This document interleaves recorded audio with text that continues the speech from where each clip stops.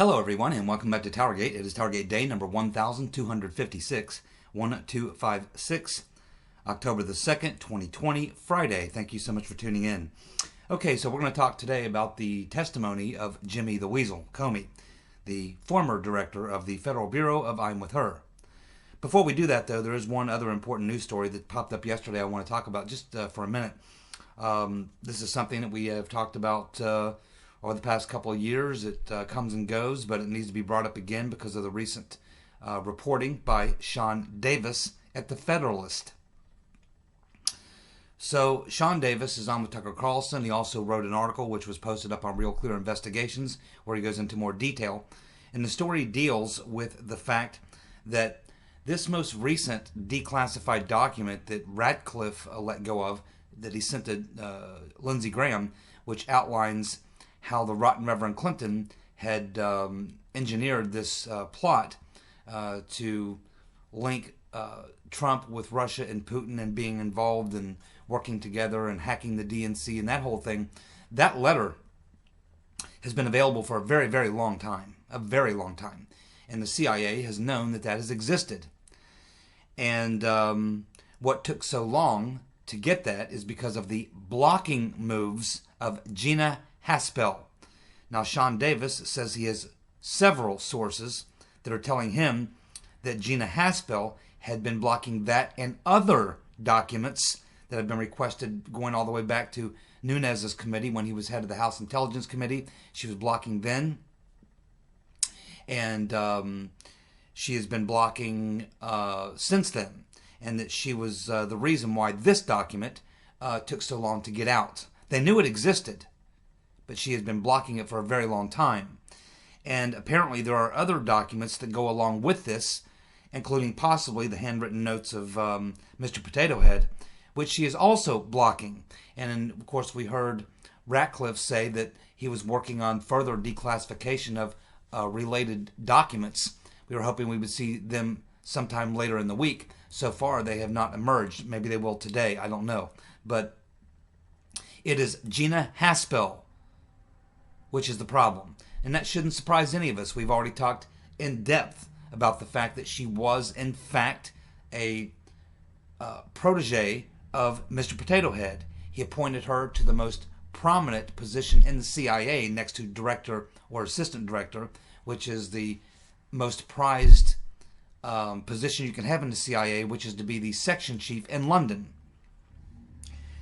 We also know that she was given strong endorsement by several very high-profile anti-Trumpers for that position, such as Mr. Potato Head himself, Mike Morrell, and others. And for very good reason. She's covering up for them. She was a protege of John Brennan and his little pet, I guess you might say. And she's covering up for Mr. Potato Head and herself. Because again, we've talked about the fact that we know that Christopher Steele, according to sources that have come out in these depositions, Christopher Steele did brief on at least one, possibly two occasions, official people at the intelligence apparatus in the UK on the work he was doing on his dossier in Trump-Russia collusion or what have you. We also learned that Gina Haspel has a regular meeting. In fact, 2 times a month on average, she meets with British intelligence. Well, whoever is the head of the section chief in London meets with a group of intel officials, top-level intel officials in the UK, Great Britain probably, I'd guess be more specific, regarding intelligence matters that are of interest to both the United States and the UK. So this certainly would have been one of the matters that she would have been briefed on. We know that Alexander Down the Hatch Downer, when he decided to take his garbage and push it through to various agencies to where it eventually would make its way into the FBI, he first went to the embassy in London. So Gina Haspel certainly would have been notified as soon as Downer passed that tip along. So it's nearly impossible to believe that Gina Haspel did not know about all the things that were going on in London in the spring and early to midsummer of 2016, when a lot of these activities were going down, when the frame-ups and setups were being set up to be used for later use. Haspel would have known all of that. This stuff would not have gone on underneath her nose without her being advised of it. I wouldn't doubt but what Peter's been stroking us and pre-staff didn't meet with her or someone on her staff when they were over there in the UK. So Haspel has been a problem for a very long time. I think that she is definitely one of the gatekeepers. She's one of the people that's blocking information and has been blocking information for quite some time. I believe that Dan Coates was also probably involved in that. And of course, we just learned last week that right after Attorney General Barr appointed Durham to investigate the investigators, that Gina Haspel and Coates went to Barr, and Haspel herself personally pleaded with Attorney General Barr not to dig into the intelligence community's involvement in the Russia collusion hoax and the phony investigation, the coup, and all that kind of stuff. She practically begged him not to look into it. And, of course, at this point, obviously, he pretty much ignored her. So anyway, obviously, Gina Haspel has a lot to hide. And, of course, we know that she was running those torture programs that Durham investigated back right after the Iraq War, when all those reports are coming out about we were running torture rooms and things like that in Libya. And it was John Durham who was tasked to look into that. Now, that report was never released to the general public, and it's my understanding from colleagues of John Durham that he was not happy about the fact that he did all that investigation and that it was sealed and never released to the public. So Durham was a bit chapped about the fact that his report on the torture rooms and things like that was never made public. That stuff's been under seal ever since he completed that investigation. And that kind of rubbed him wrong, according to his colleagues who worked with him. So John Durham, obviously, in that investigation would certainly have stumbled onto Gina Haspel, because she is the one who would have been running a couple of those torture chambers over there in Libya. So, it's not the first time that John Durham would have crossed paths with Gina Haspel. And I don't know if she's blocking him, but we did learn that this document that was forced released by Ratcliffe was discovered by Durham and his investigative team as their investigation was moving into that direction, having something to do with investigating things around Hillary Clinton and the Clinton campaign and the Russian hoax. And this all goes back to the origins of where all this started. And that's how he stumbled onto these documents. And so it was Durham who stumbled onto this document. And my guess is that when he requested documents much earlier in the year, very earlier in the show, I believe it was 2020, maybe even been 2019, I can't exactly remember, but it's been quite a while, at least 9 months, maybe a little more, when Durham told Haspel that in the CIA, that he wanted John Brennan's travel records, his text, his notes, and all these other things, that probably amongst that list of things he would have wanted would have been something like this. This is exactly something he would have wanted. So, but we heard that he just discovered this about a week ago. So, at some point, Durham has to realize that his request that he's made to the CIA, which would obviously go through to some extent Haspel, she's certainly in charge, has not been forthcoming in turning over all the information he wanted, because if she had, he would have had this a long time ago. And he should have. This should have come out a long time ago. There was no reason whatsoever to sit on this document. It doesn't have anything to do with sources or methods, and it's absolutely key. Absolutely key. It would have been key to the regular Russia investigation. Why didn't it show up in the Mueller report? Why didn't it show up in the Inspector General report? It's very damning. Very damning. that someone from the Clinton campaign would go to Brennan and say, yeah, we're going to run this scam. We're going to tie Trump to Putin and Russia and connect it to the release of the emails to try to draw attention away from the focus of what everybody's looking at now, which is Hillary's missing, 30,000 emails and the way that she bleach bitted the server and all this. We need to distract away from that, and we're going to do it with this distraction campaign. And it's also going to be to paint Trump and Russia and Putin working together on this with WikiLeaks and the whole 9 yards. I mean, this would have been extraordinary. All at the same time that they're right at that point where they're getting ready to launch Operation Crossfire Hurricane. It happened within the same week. Brennan is getting this information and passing it over to the Crossfire Hurricane team, and including Comey himself, as they're getting ready to launch Crossfire Hurricane. Yet they launched no investigation into this. Instead, they go after Trump and Crossfire Hurricane. This is just, it's hard to believe. And they accuse Carter Page of being a Russian spy, and they get 4 FISAs on him, even though they have plenty of exculpatory evidence that would suggest that there's no truth to that whatsoever. And then they launch an investigation into Trump using a source who the CIA, FBI believes was, in fact, he was under investigation between 2009, 2011 for being a Russian spy.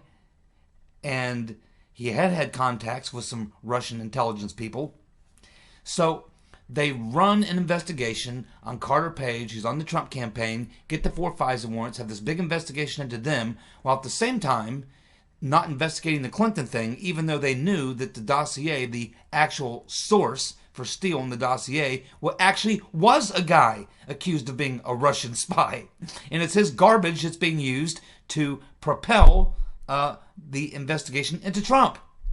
Do you see how crazy this is? How mixed up this is? And this can't be just a series of mistakes and accidents. You can't have literally every person and all these mid and top tier people at the FBI, the DOJ, the State Department, the CIA, and everywhere else, all being duped, all being just a case of oversight, or all just being stupid. There's no way. There's just no way. No one's going to believe that. Certainly Barr and Durham could not possibly believe that. Oh, man. This stuff is just insane. Absolutely insane. So clearly, this is all designed to, just as it has been now, since the Mueller investigation started, it was all about covering up the information and the evidence that would prove who the real guilty parties were and who the real innocents were. It continues to this day. This is all part of the cover-up to keep the truth from coming out. And Gina Haspel is in it up to her eyeballs, along with Jimmy the Weasel and all of his friends. So let's go ahead and talk about Jimmy the Weasel. First of all, the thing that struck me is that he wasn't asked to come into the Senate and testify. He was sitting at home. Testified from home. There's no reason for that. He could have came into the Senate and testified. But they didn't ask him to do that, did they? I found the questioners again to be lame, just as they were with Rodenstein and Silly Sally. We got the same exact story from Jimmy the Weasel as we did from Rodenstein and Yates. They didn't know nothing about nothing. Didn't know shit about shit. All this stuff's going on. They're all involved in it up to their eyeballs, but they don't know anything about it. Now, they're experts in it when they want to make their point of Trump-Russia collusion. But when you ask them about anything that's exculpatory, they don't know anything about anything. They have very, very interesting case of selective memory loss. And Jimmy the Weasel, he got a major case of it in those hearings.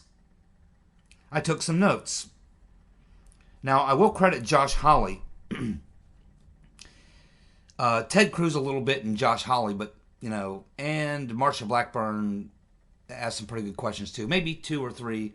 But these guys, the fact that a lot of these guys are former ex-prosecutors, now I know why they're politicians. They weren't very good prosecutors. I swear I would do way better than most of these guys. And they're senators and former prosecutors. With everything that we know now, they spent way too much time with Comey. I mean, that's what about these hearings. They spend 90% of their time rehashing their talking points about what we already know. We already know it. You don't have to tell us that. They need to be asking bullet point questions. Boom, boom, boom. We know from document, blah, blah, blah, released on such and such a date, that so-and-so said this and this and this. Your position is this. How do you explain that? I mean, it's just pitiful to watch. It's not incompetence. It's not incompetence.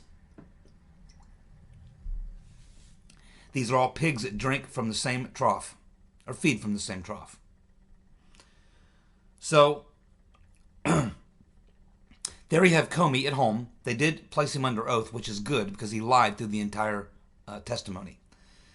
You can chalk up about 50% of his answers were either, I don't know, I don't recall, doesn't ring a bell, and I can't answer that.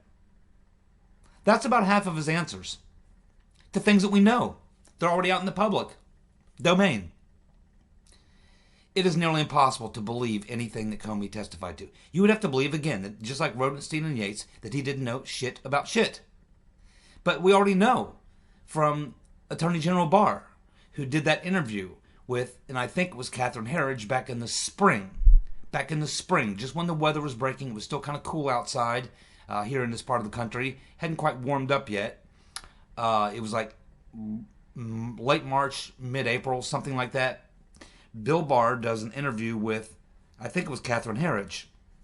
And he tells her, he says that the thing that was notable about this specific investigation into the Trump campaign was it was not handled the way it normally is by field agents and field offices. That it was handled by the guys at the very top, the tippy top.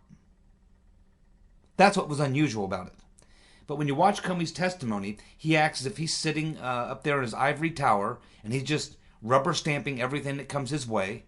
He's having all these important meetings, but he knows shit about shit.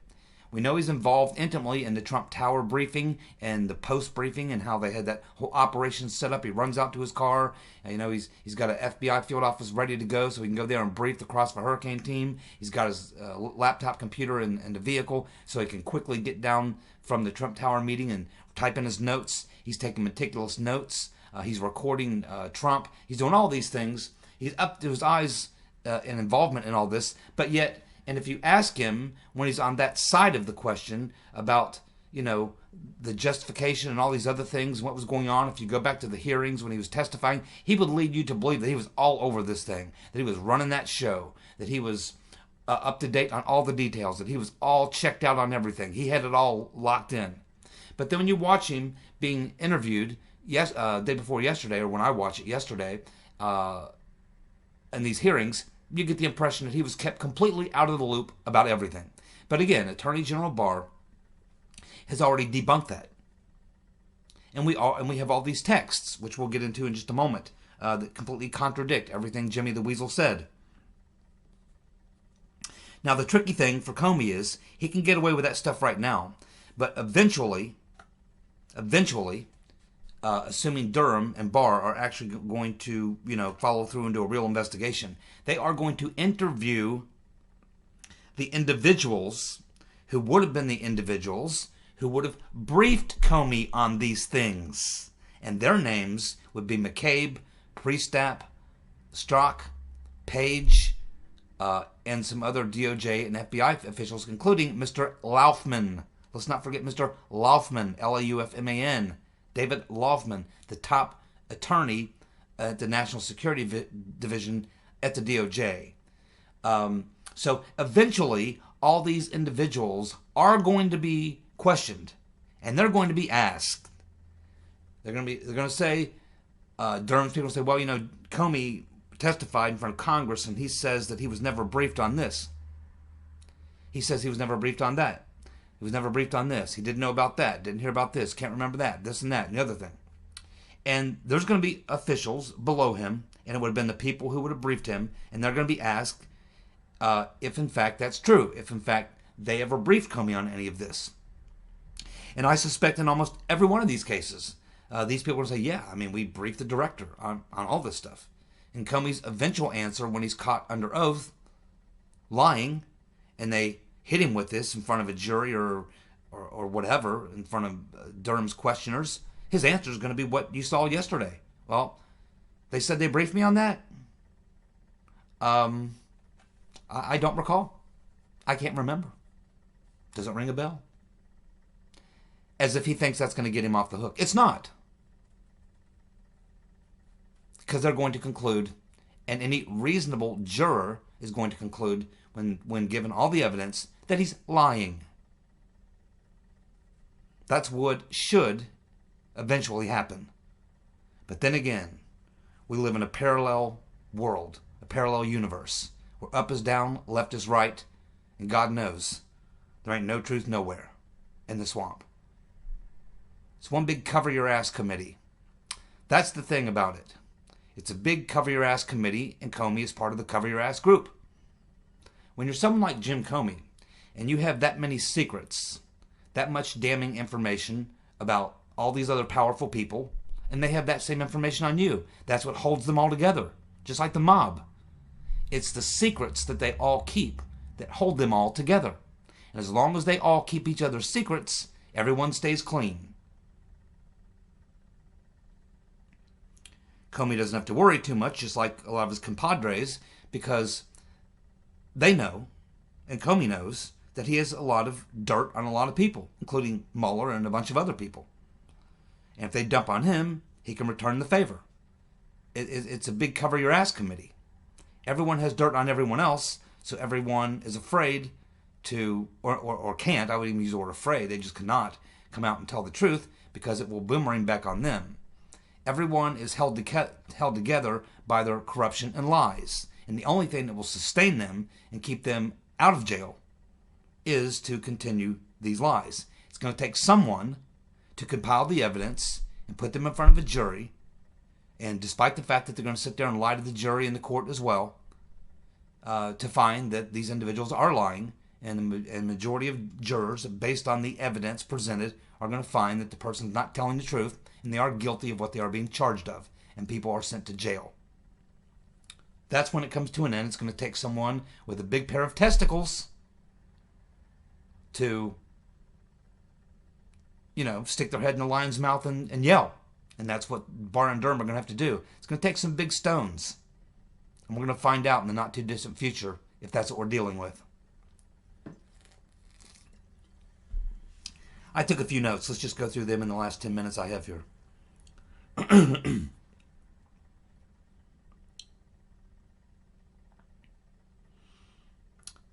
Jimmy the Weasel, in his questioning with Ted Cruz, literally said that he was proud of the Crossfire Hurricane investigative team. Proud of the Crossfire Hurricane team and the investigation.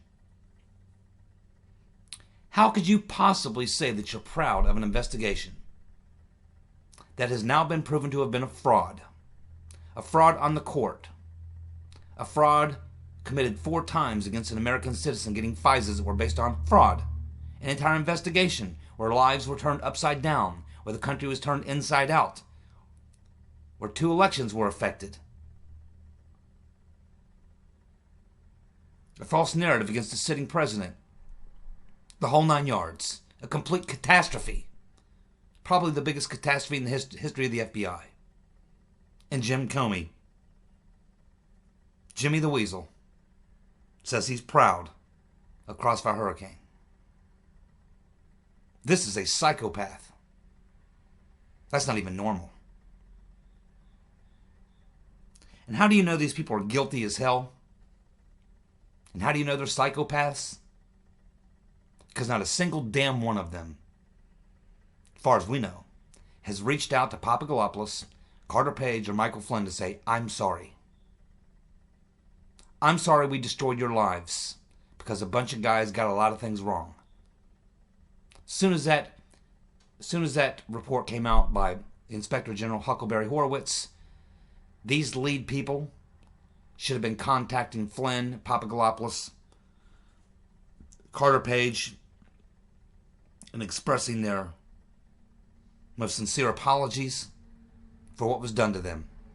But there is no remorse whatsoever by any of these people. Not even to this day. Even when there's no doubt that what happened was a travesty of justice. Not a lick of guilt with any of these people. Because they knew for damn sure what they were doing. They knew what they were doing when they were doing it. There was no guilt or shame for any of these people. The only thing that bothers them is they couldn't make it stick.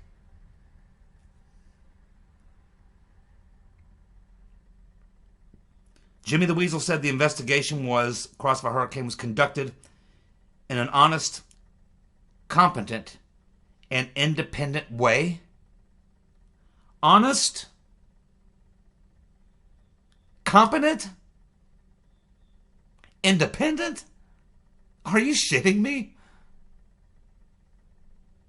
Again, it's surreal. It's surreal. It's like walking out on a beautiful day when the sky's blue as it can be, and you look up at the sky and you go, "Boy, what a beautiful big blue sky today." And you look over at your neighbor who's out cutting the lawn and you say, "Hey, Bob, check out this beautiful day, man. Look how blue the sky is today." And Bob looks up and goes, it's kind of gray to me. "No, it's blue as hell. Blue as it can be. Look." "Well, yeah, I guess it is blue, but I don't know. I'm going to go with gray." I mean, it's just completely ignoring the reality. I mean, it's not like we don't know about any of this. It's not like Comey doesn't know. I promise you, he's keeping track of every detail of information that has come out. To sit there and try to play a dupe, while at the same time he's writing books about a higher loyalty and about how smart he is, how honorable he is.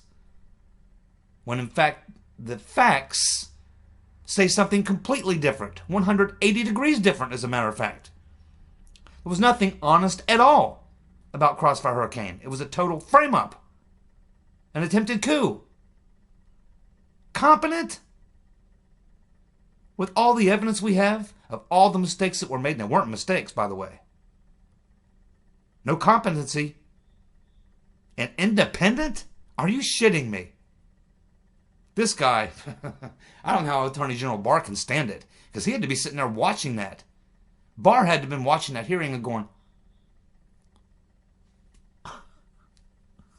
and I don't know, Durham's a pretty busy guy. Probably he wasn't watching, but I imagine his investigators were. And they're probably sitting there watching it, laughing their ass off, go, "Oh, we got him there. Oh, we got him there. Oh, we got him there. Oh, he's lying again. Oh, we got him there. Oh, we definitely got him there." I mean, that's what I'm doing. I'm watching it. I'm going, we already have evidence to prove otherwise. Lindsey Graham asking about this letter that we know was sent directly to him. Saying, hey, the Clinton campaign is going to run this game, this scam, on a Trump-Russia scam, colluding with Putin and having something to do with hacking at DNC. And this information was given directly to Comey. And when asked about it, he goes, it just doesn't ring a bell.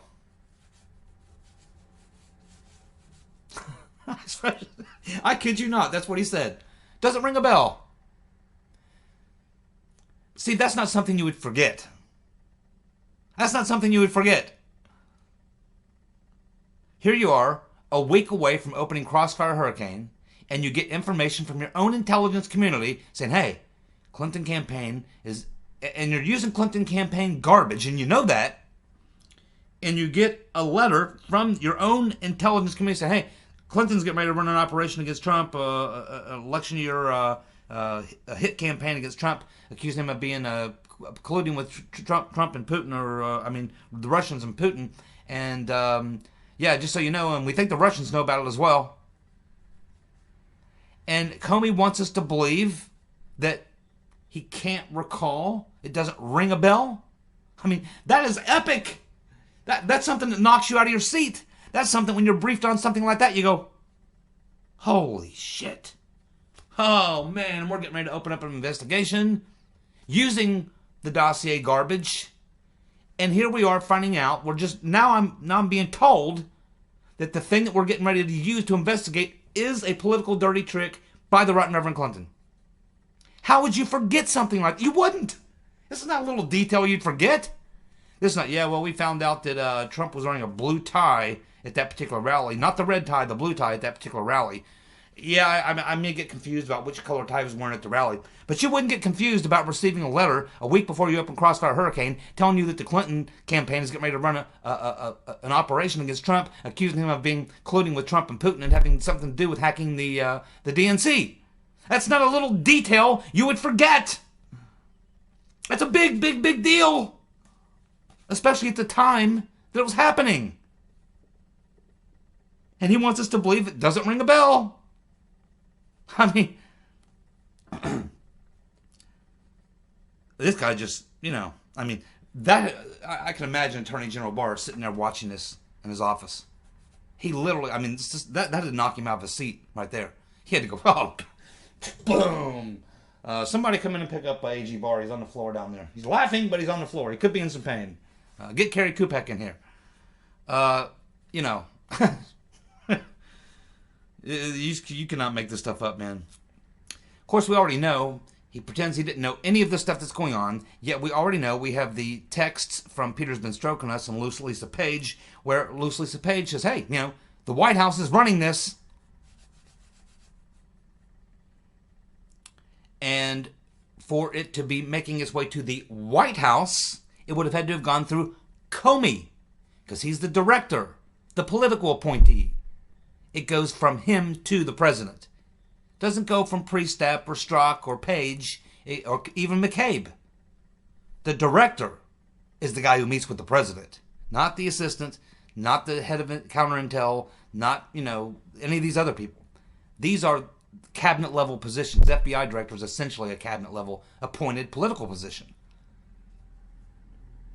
We also have, when they're getting ready to, on the second time, to try to get in the Flint investigation, we have the emails concerning Strzok, which basically says, no, we're keeping the investigation open, that the 7th floor is running this. Well, the 7th floor, that's Comey. And there's other details and other information that suggest that this was being run by the top tier. And even Attorney General Barr said that over 9 months ago in the Fox News interview. They know who was running it. It was being run from the very top. Comey says the investigation was done by the book. Yeah, probably the Saul Alinsky's book, Rules for Radicals. Comey says he didn't spy on Trump. Yes, he did. He sent Joe Pientka to size up Trump at a security briefing. He recorded Trump several times without his knowledge. He okayed FISAs and national security letters on no fewer than 5 Trump campaign aides. It's called spying. And the whole Trump Tower briefing was part of a setup and a spying effort, which Comey played the lead role. Comey says he didn't know anything about Steele's sources. That's impossible. He didn't know Page worked for the FBI and the CIA. They were briefed in August of 2016. Said he didn't know that Iggy was under investigation for 2 years. Hard to believe. He says that Peter's Been Stroking Us was not in the January 5th meeting. Really? Well, then why have we got handwritten notes from Peter's Been Stroking Us about what was said in the meeting?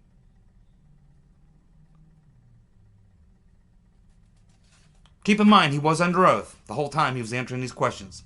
He says he did not remember the August 2016 notification from the CIA that Carter Page was an operational contact for the CIA. Couldn't remember that. Must have forgotten that. Just a minor detail. And this is after the fact that, and after Comey testified to that, and Carter Page saw it on TV, Carter Page sent him 2 letters, one in September and one in October of 2016, to volunteer to come in and clear it up. He also told Comey in those letters about his 10 plus years of work with both the FBI and the CIA. And also we find out from these hearings that Jimmy the Weasel doubled down on the Misfit being a Russian agent. All lies. Attorney General Barr, you better nail his ass to the wall, or we'll nail your ass to the wall. Thank you very much.